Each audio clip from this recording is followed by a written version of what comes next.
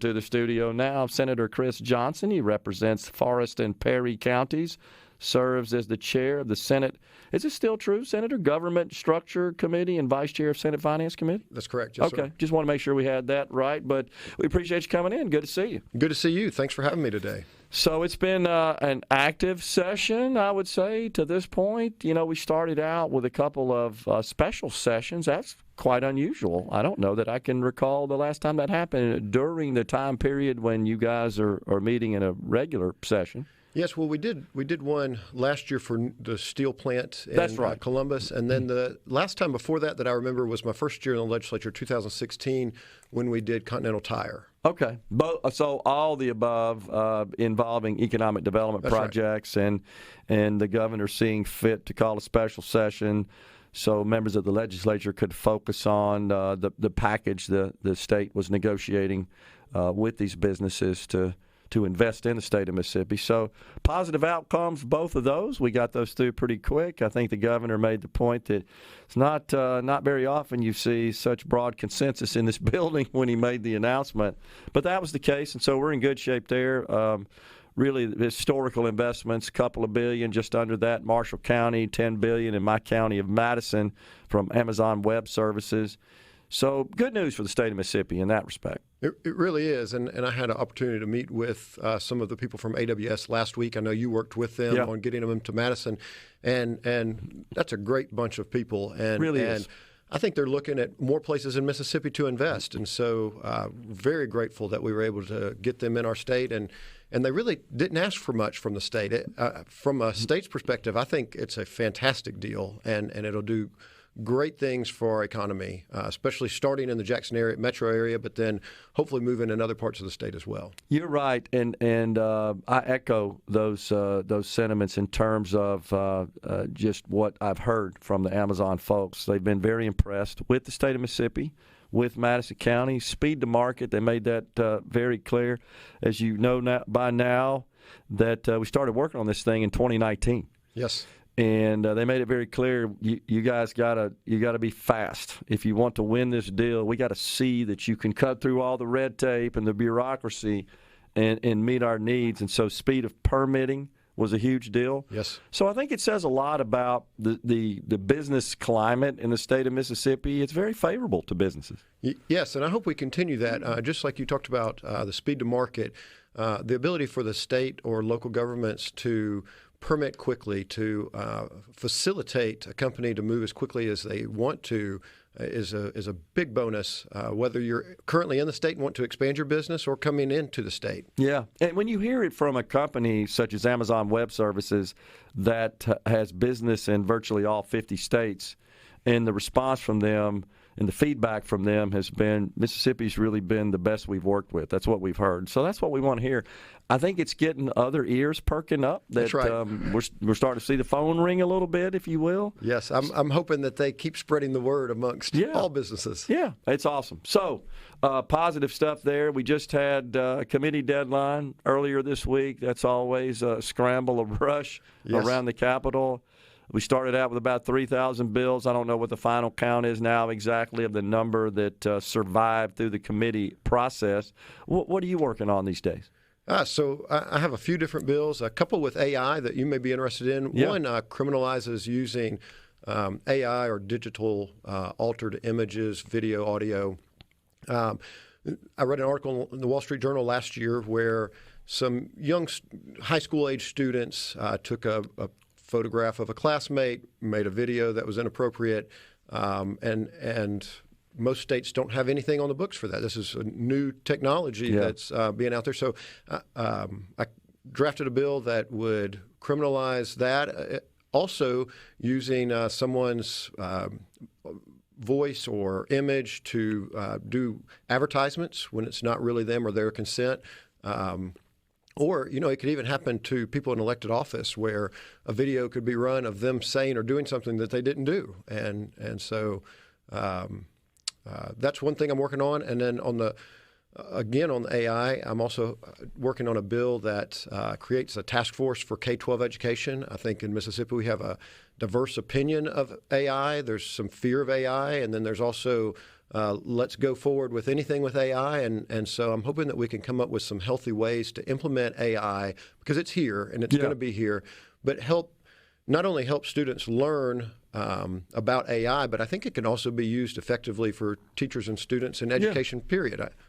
I think massive benefits are on the horizon. We're just starting to scratch the surface there, but it is a very powerful technology, and in the wrong hands, and it could be used for malicious or nefarious purposes. I think the case you're talking about there, Senator, was, as I recall, 10th graders in New Jersey. That sounds right, yes, sir.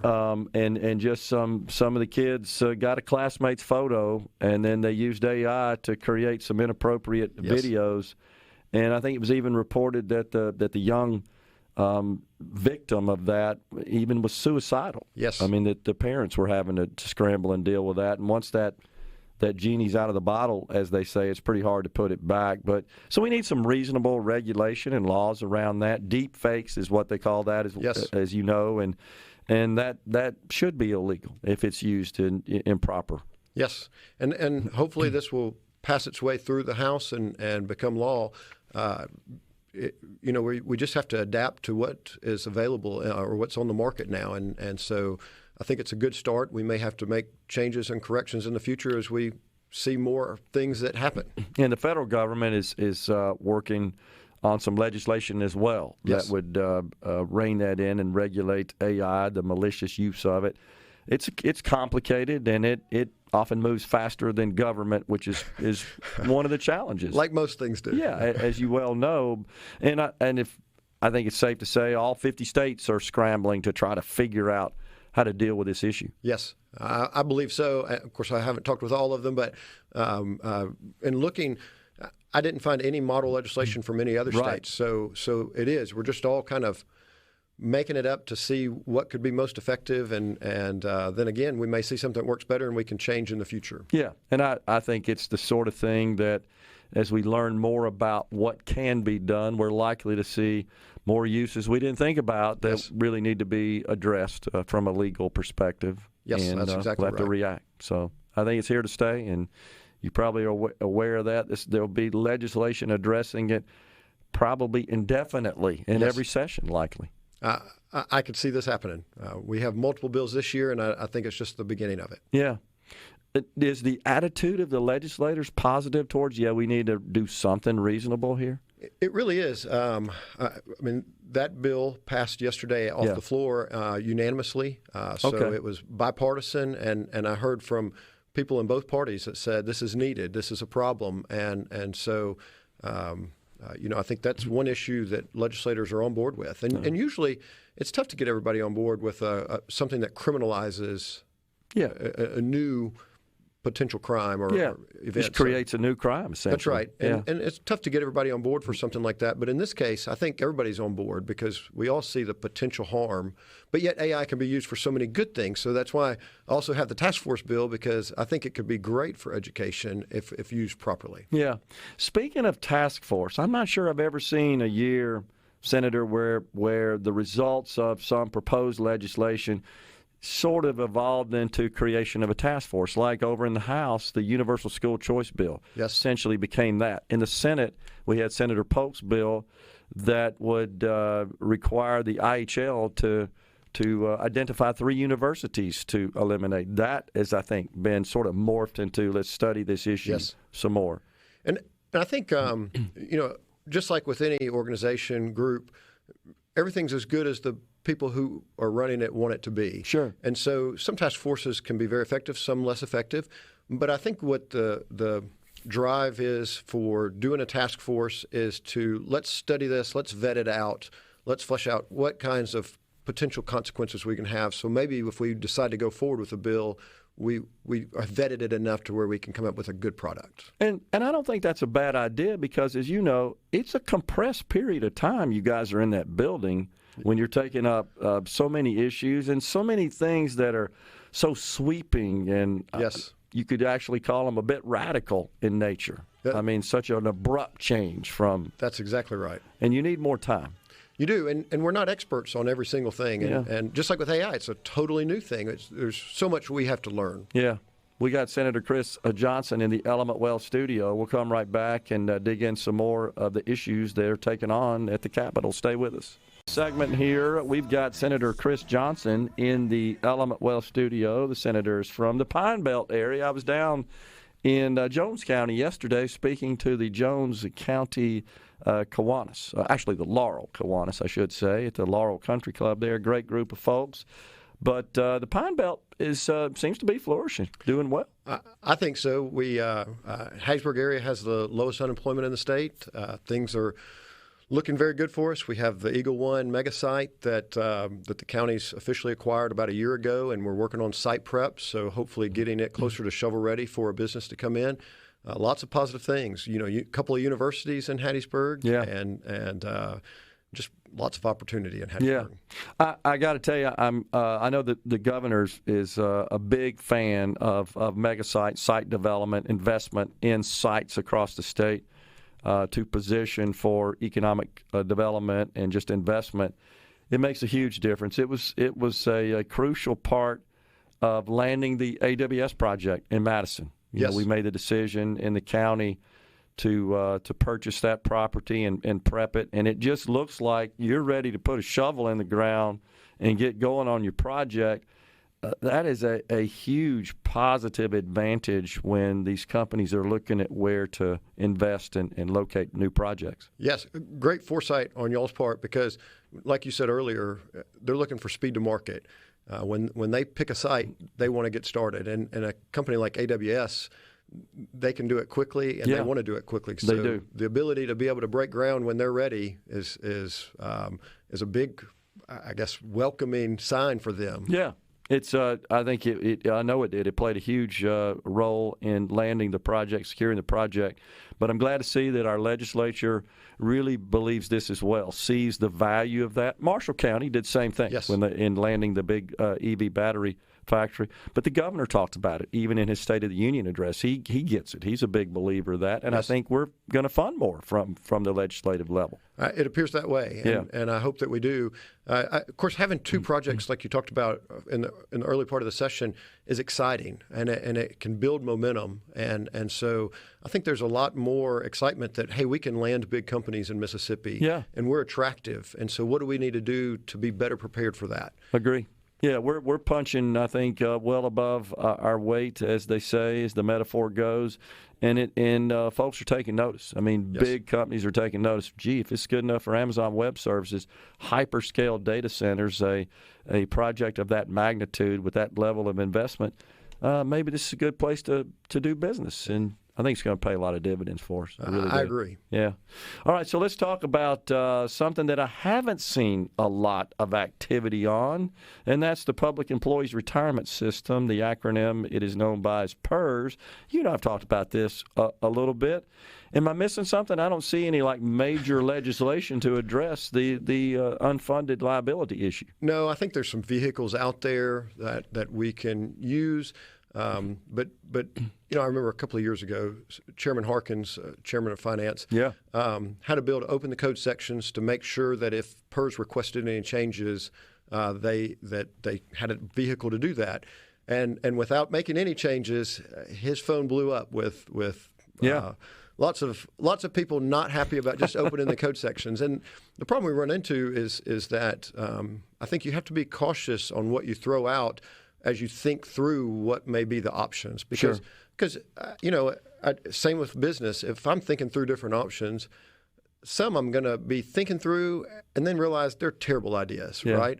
And if you go out publicly say that, I think you hurt yourself before you even get going. And so right now, I know Chairman Harkins has been working very hard on this, and lots of people have had many ideas. And it just takes time to vet those and think through what the effects of them are. But just from a numbers perspective, I think, as you know, our assets at $31 billion are fixed. We know what they are. Their actual number is $31 billion. The actuary's liabilities, the $56 billion, is an estimate. It's an actuarial estimate. It's changed significantly. We were 70% funded a couple of years ago. Now we're 56% funded, and our assets have gone up. So it's based on the actuarial liabilities change. And And that gets complicated, but there have been significant changes that have driven that number up. But just for us to get to the magic number everybody says is 80% funded, just to get to there, I think we need about $12 billion or so extra dollars. If we took all the state's general fund budget for roughly 2 years and put it into PERS, we would just get to that mark. Right. So we know that's not going to happen, so we can rule out any quick fixes. And we didn't get in this overnight. I know you know the value of compounding, and so we've let some compounding build up on us. And I think that we have to just make smart decisions that don't necessarily hurt anyone. We don't want to hurt anyone's retirement, but that just change the direction, the trajectory. And this is the way I like to look at things. Like last year I did I think we talked about this on air one time, the bonus depreciation, accelerated depreciation. Yeah, good bill. Which doesn't have a negative effect on the state, but it helps small businesses just because it changes the timing of their taxes. And so I'd like to find ways to help change the trajectory of PERS and have a 20-year or 30-year plan. Like if we're looking at things, as long as we cash flow positive now, we just need to make sure that our trajectory is better over the next 20 or 30 years. Yeah, and we need to be clear, just for the benefit of our audience, that there's no imminent risk of PERS not being able to pay benefits and meet its obligations right now. It is cash flow positive. Yes, it is. When you look at the investment income plus the contributions by active members, and that covers both the service benefit and the cost of living benefit. But on a long-term basis, as you said, when you start applying the various actuarial algorithms to it, there's a problem that's brewing out in the future, and the more you delay any action, the more expensive it could be in the future. That's exactly kind of where we are. And so we just need to see where we can make painless decisions that just change the trajectory and have a long-term – it's a long-term game. It's not a short-term game. Yeah. And we just need to think of it that way. Well, I wonder, Senator, if this doesn't warrant the establishment of a task force to study this issue. I mean, we have a PERS board, but maybe we need to bring in and we have actuaries that consult with them, of course, and other third-party consultants. Maybe we need to bring in kind of a cross-section of folks to talk about this and address it. I completely agree with that. I think, and I think that it would be great to bring in people with different perspectives than just state government. Yeah. People that are in the finance industry or business owners that have a different way of thinking about things that can maybe find ways to solve problems that we're not currently looking at. I agree. And there are, what I said in the article I wrote is you could simplify it by saying you either got to have more coming in, less going out, or a combination of the two. It's just how do you get there? How do you administer that? How do you do that from an operational perspective? And that gets a bit complicated, but that's where a brain trust perhaps could assist in that. I think that would be quite helpful. And I think there's some myths out there about PERS that create more fears than are warranted. And it would be good if we had better talking points to establish what's fact and what's myth and try to help people better understand that currently PERS is just fine and we are cash flow positive. So the changes we want to make or may make won't hurt people's retirement now or in the future. And I've not heard anyone suggest that. I've not heard any suggestions to that effect, where let's change the current benefit structure to those that are receiving benefits and those that are paying into the system as far as their future benefits. I think most people would agree. We have a contractual obligation there. I've heard the lieutenant governor say that. That's right. Here in the studio. Lieutenant governor and the same with legislators. I haven't heard a single legislator throw out, we should change people's benefits. Yeah. And so I think that gets out there, but it's not the case. Yeah. We've got some other high-profile measures as well. The ballot initiative is one of those where we have some nuances between the House version and the Senate version. Specifically, the number of signatures the Senate would require is a higher threshold. The House would also allow the legislature to place an alternative. The Senate's version does not. And then there's a requirement to have a 60% of the ballots cast to ratify a measure in the Senate version, and it's a simple majority in the House version. You think we're going to get a conference and get some agreement here? I'm not sure. I'm not either. That's why I asked you. I don't know the answer to that. I think there's lots of things we have to consider, and the way that it was written in the constitutional, which is still on the Constitution. If we ever go to 5 congressional districts, we have a ballot initiative. Yeah. But the way it was written there is you could pass a measure with 30% of the vote based on the numbers, right? So, it was an issue and poorly written, and if we move forward with something, we have to be very cautious. Things have changed in the last 20 years plus that they've done that. Agree. Well, it's something I hear a lot about on our text line here and just in the public in general. I'm sure you hear it from your constituents as well. It's a high-profile issue. We appreciate you coming on, Senator. Thank you for having me. Yeah. Senator Chris Johnson represents District 45, Forest and Perry counties. Has been our guest. We're coming right back. Half an hour left on Midday. Stay with us.